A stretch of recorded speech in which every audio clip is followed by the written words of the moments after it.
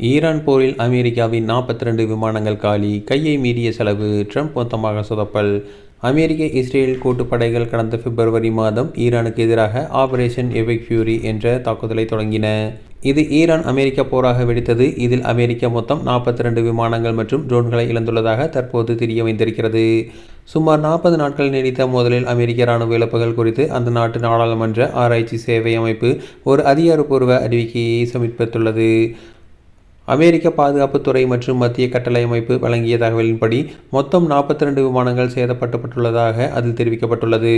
இதில் 24 MQ-9 reaper ட்ரோன்கள், ஒரு MQ-4C ட்ரைடன் கண்காணிப்பு ட்ரோன், ஒரு F-350A லைட்னிங் II 5ஆம் தலைமுறை போர் விமானம், 4 F-15E ஸ்ட்ரைக் ஈகிள் போர் விமானங்கள், ஒரு A-10 தண்டர்போல்ட் தரைவழி தாக்குதல் விமானம் சேதமடைந்துள்ளது.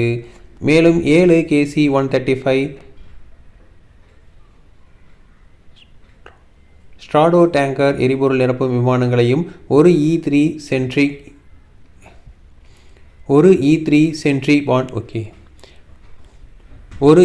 சென்ட்ரி வான்வழி முன்னெச்சரிக்கை ரேடார் விமானம், 2 MC-130J கமாண்டோ II சிறப்பு படை விமானங்கள் மற்றும் ஒரு HH-60W ஜாலி கிரீன் II மீட்பு படை ஹெலிகாப்டர் ஆகியவையும் பலத்த சேதங்களை சந்தித்திருக்கின்றன. இது ஒருபுறம் எனில் மறுபுறம் செலவு அதிகரித்திருக்கிறது. பென்டகனின் தற்காலிக கட்டுப்பாட்டாளர் அமெரிக்க நாடாளுமன்றத்தின் நிதி ஒதுக்கீட்டு கூட்டத்தில் ஈரானில் நடந்து வரும் இராணுவ நடவடிக்கைகளுக்கு அமெரிக்காவின் செலவு மதிப்பீடு சுமார் 2.4 லட்சம் கோடியாக உயர்ந்துள்ளது என கூறியிருக்கிறார். போரில் இழந்த சேதமடைந்த அதிநவீன போர் உபகரணங்களை பழுதுபார்ப்பு மற்றும் புதிய விமானங்களை மாற்றுவது ஆகியவற்றின் காரணமாகவே இந்த பட்ஜெட் அதிகரிப்பு ஏற்பட்டுள்ளது என அவர் கூறியுள்ளார். இந்த அறிக்கை வெளியானதும் ஈரான் வெளியுறவுத்துறை அமைச்சர் சையது அப்பாஸ் அராக்சி தனது எக்ஸ் சமூக பக்கத்தில் அமெரிக்காவை கடுமையாக சாடியுள்ளார். ஈரான் மீதான போர் தொடங்கிய சில மாதங்களிலேயே பில்லியன் கணக்கான டாலர்கள் மதிப்புள்ள பல விமானங்களை இழந்துள்ளதை அமெரிக்க நாடாளுமன்றம் ஒப்புக்கொண்டுள்ளது.